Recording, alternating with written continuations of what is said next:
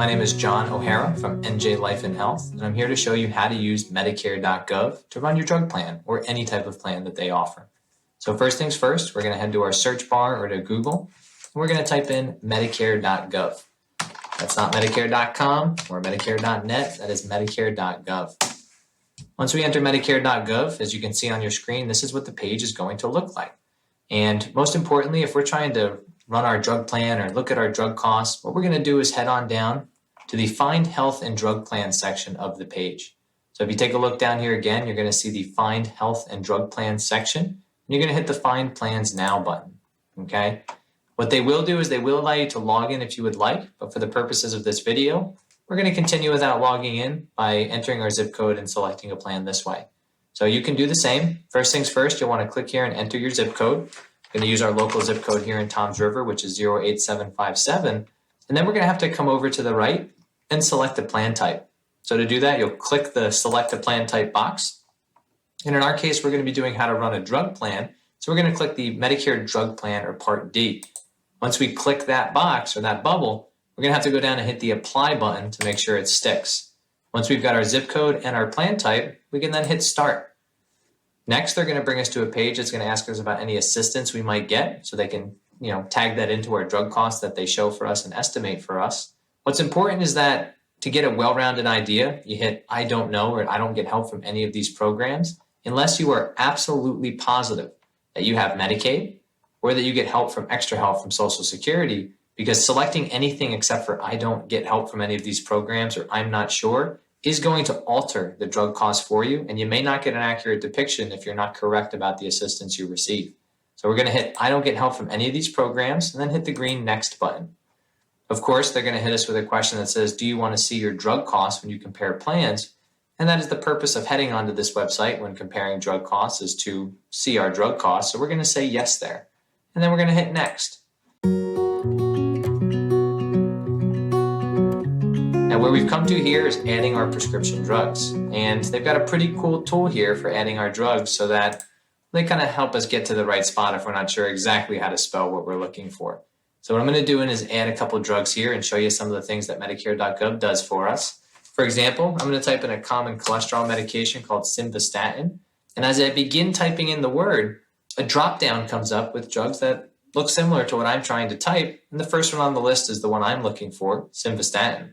So once I go down and click it, I can then hit the green Add Drug button over here on the right. And they're going to bring me to a page where I give them a couple more details about that medication. First and foremost, what is the dosage? I can pick any of the dosages here that are available. So I'll pick the one that I'm using, say it's 10 milligrams. And then I can change the quantity and how often I take it. Now, my first recommendation is that you keep the quantity monthly. How many do you take a month? And keep the frequency every month. Oftentimes we see people kind of have a bit of mistake when it comes to the math, or things are looking a bit inaccurate when they change the frequency to something different besides every month. If you want to know what it will look like for a 3-month fill, we'll be able to multiply the monthly number by 3. But in any sense, again, if you change this frequency, you may not see perfectly correct numbers. We want to make sure you get the most accurate evaluation as possible. So once I've decided that the milligrams and my monthly dosage are correct, I'm going to hit the green Add to My Drug List button. If you only have one medication or perhaps none, well, you'll hit Done Adding Drugs and you'll head on to the next page. But most of us have a couple more than just one medication, so we'll go ahead and add those in by hitting the Add Another Drug button. When I go ahead and hit Add Another Drug, I can start that process over again, okay? Now, say I'll add in a drug here, Eliquis, that's a popular medication we see, and the dosage looks right and the quantity looks right every month, so I'll add that in. Another thing that we may want to add in, maybe we think we're taking a brand name medication like Crestor. And when I type in the brand name medication and hit Add Drug, it's going to actually bring up a page letting me know that a generic is available. And when you look here, it'll say Crestor is the brand name, but there's a lower cost generic called Rosuvastatin Calcium. And that's when it dawns on me, hey, wait, I am taking that generic medication. I see that on my pill bottle. So we're going to hit the Add Generic instead. If for some reason you're taking the brand name of a medication, say I take Synthroid for my thyroid and I add that in here and hit Add Drug, it may recommend the generic, but I have the option to say no, I take the brand name instead by clicking the button on the right that says Add Brand Name Drug instead. So now that I've got a couple medications in my bag here, what I'm going to do is go down to Done Adding Drugs at the bottom of my list. Then it'll take me to the next page in which I can go ahead and add in the pharmacy that I want to use. Now, a couple tips for you here. Every drug plan is in cahoots with a different pharmacy, meaning different pharmacies have different prices with different plans. So if you want to make sure you see all of the savings that exist or see where things might actually be the lowest cost, I recommend adding in your own pharmacy and then a couple other local ones in your area, mainly some of the bigger name brand pharmacies, which will have the better deals with some of these carriers. So I'll select mail order so I can have that option for myself. I'll do some of the big guys, Walgreens, CVS, maybe Walmart, and then why not pop in a ShopRite or something along those lines by typing in the name of the pharmacy and hitting Find Pharmacy. I'll see my local ShopRite and some other ones here as well. If you don't see the pharmacy you'd like, you can always filter the distance and make it further, 1, 5, 10, and 25 miles, or type in the pharmacy that you're looking for, and you'll be able to find that here. Once I have the pharmacies that I've chosen, I'm going to go down to the bottom right-hand corner and hit the Done button. And that's going to bring me to a page that will show me all of my drug evaluations. Now, before you get started, you'll want to make sure that in the top or the upper right-hand corner here, you see the Sort Plans By area. You're going to want to make sure it's sorted as it is here by lowest drug and premium cost. This is going to show you the plans in cost order, okay? It'll show you for the rest of the year, or once we hit annual enrollment, for the whole year, how much does this drug plan cost, premium and drug cost included. There are other ways to sort this, lowest drug deductible or lowest premium, but that may leave out the biggest part of the picture, which is which plan actually cost me the least overall. That'll be sorting it by lowest drug and premium cost. Up here at the top, we can see our location. We can see the plan type if we want to filter between the drug plans and those Medicare Advantage plans, which you can take a look at after. And we can also filter by the insurance carrier you may be looking for or star ratings. But I always advise giving the page a look as it stands so you know who's out there and what are the prices to look at. Now, as we go down this page, we're going to see the title of the companies that are offering the plan, the star rating, the monthly premium, and then we're going to see the yearly drug costs. How much does this thing cost altogether when I combine premium and copays? What's my total cost for the rest of the year? Now, as I go further down this list or further down this page, I'll see other plans, but that yearly drug cost is going to increase because I've sorted these from lowest to highest by total cost. So the further down the list I go, the higher the price is going to be. So I would not recommend completely going too far down the page if you're looking to save money on your drug costs. If you're looking for a certain carrier, scroll down as far as you like and find that carrier and see what the cost is going to be to you using that company, okay? But if it comes down to being all about dollars and cents, stick near the top of the list. If you want a specific carrier, you can go ahead and scroll through and find them. Now, as I've mentioned, these lists are in cost order, so what we're going to do is look at the lowest cost plan that Medicare has presented for us. And to click that and take a look at what the plan entails, I'm going to go down and hit the blue Plan Details button at the bottom of this listing. So when I hit Plan Details, it's going to open up a bit more detail on the plan that shows itself as the lowest cost, so I can see why and what I should expect for each one of my medications. So if we take a look here, at the top we have the name of the company, WellCare Medicare RX Value Plus. And down here we've got the premium. What is my total monthly premium? $69 a month. And then what are my total copays if I'm at the retail pharmacy or if I'm at the mail order pharmacy? And right off the bat, we can see retail pharmacy has a bit cheaper of a cost than mail order. A lot of people are always convinced mail order will save you money. Well, it depends on your situation and on your carrier. So as we continue down under our overview section, we'll again see the premium. And then below that, we'll see the drug deductible. In this case, because we have a bit of a higher than average premium, we have no drug deductible to worry about. Okay. In other plans, you may see a drug deductible here. And depending on the carrier, that deductible may or may not apply to generic drugs and typically always applies to brand name or higher tier medications. As I come further down, I'm going to see the pharmacies that I chose in the beginning. And what I can see is some of them are labeled as preferred and some are labeled as standard. What I can recommend to you here, just based on how the companies present themselves, the preferred pharmacy will usually have a lower price than the standard pharmacy. So when you see a preferred pharmacy, this is where you're going to want to stick towards if you want to be getting the lowest prices. Nothing will stop you from using a standard pharmacy. You can absolutely do that. You should just typically know that they have the right to charge you a higher copay if you do. All right. So here we see that CVS is preferred, Walmart is standard, Walgreens is preferred, and then ShopRite is preferred. So is mail order. As I head down, we see here that they're going to give us a yearly drug cost based on how much our drugs cost for the rest of the year. Sometimes this can confuse people. So what we're going to want to do is scroll down to the right below the estimated monthly drug costs to where we see the list of pharmacies that are here. And we can choose the pharmacy that we use. Say I pick CVS, and I can click the name of the pharmacy or the plus button, and it will open up my drug costs and what I should expect to pay.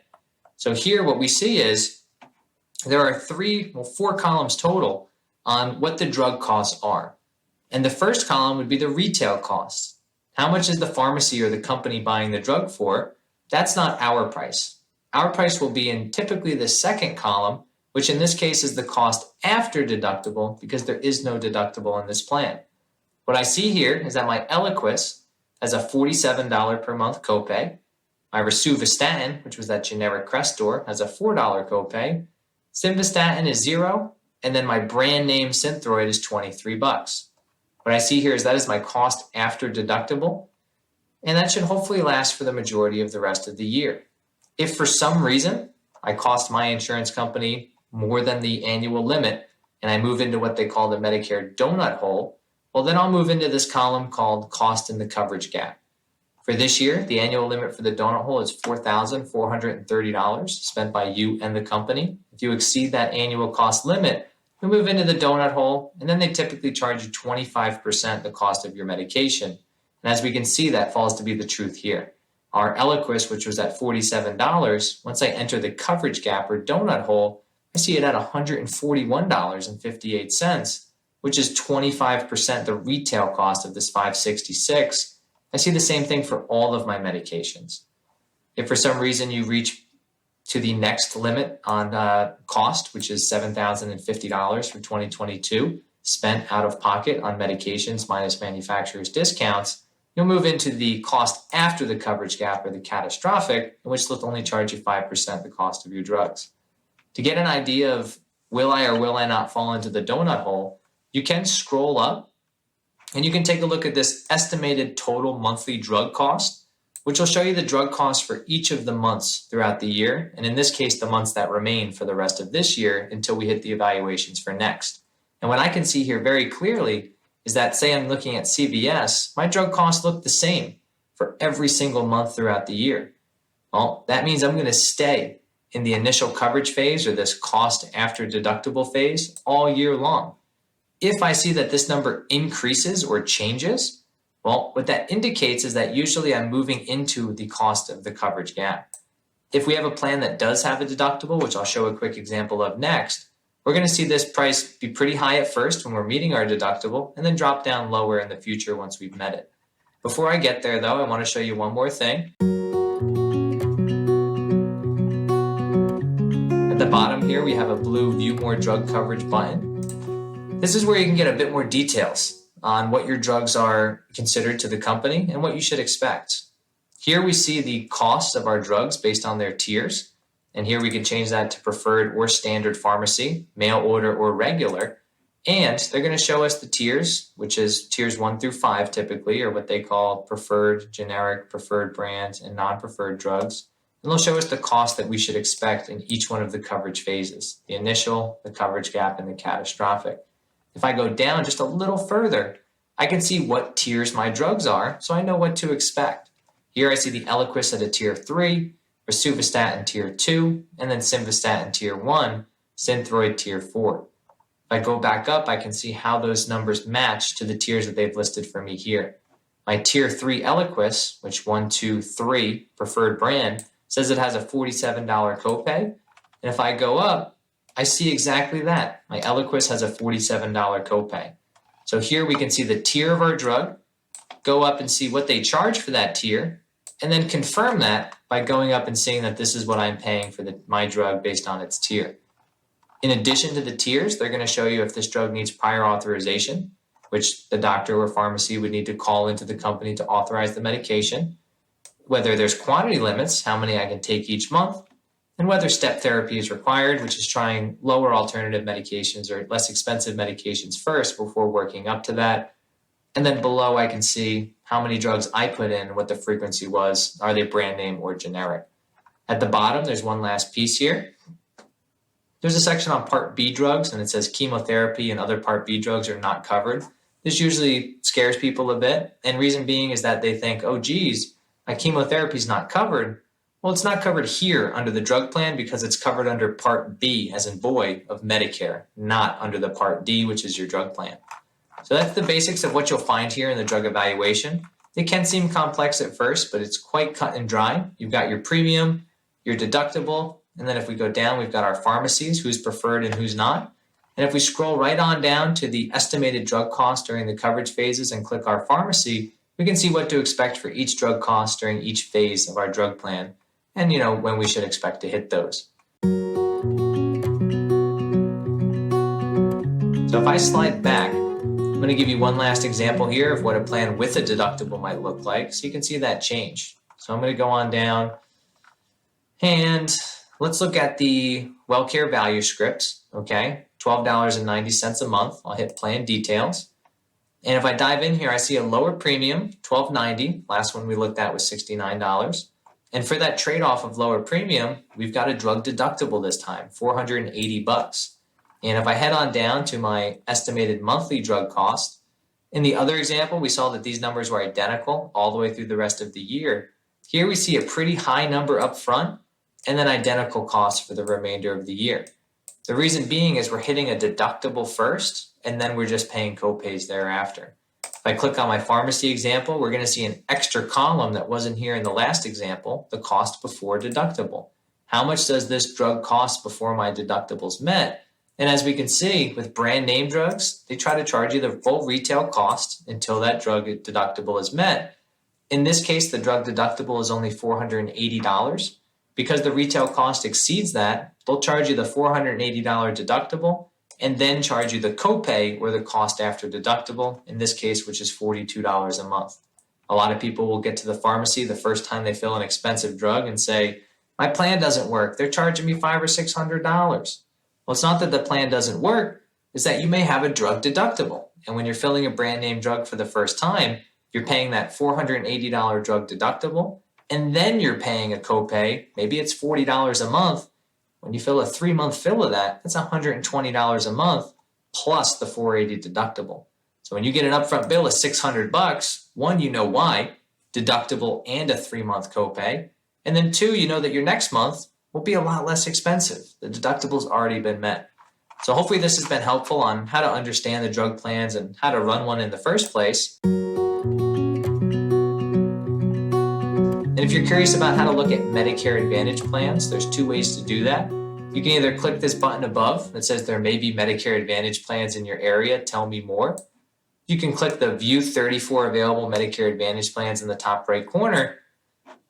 And if I do that, it'll flop me over from what I was looking at before, which were drug plans, to now I'll be looking at Medicare Advantage plans. You can tell that by the HMO or PPO labeled at the end of the plan, rather than PDP, which stands for Prescription Drug Plan. And if I dive into the plan details here, up front, again, we're going to see the monthly premium, deductibles, and other things, but there's a lot more details here because this is a health plan and a drug plan.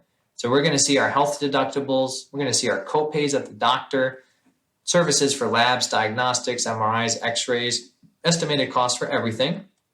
And if we go all the way down, then we're going to see our drug coverage section, and it'll mimic what we looked at before for the prescription drug plans, our pharmacies, whether they're preferred or standard, our costs throughout the year and month by month to know what to expect.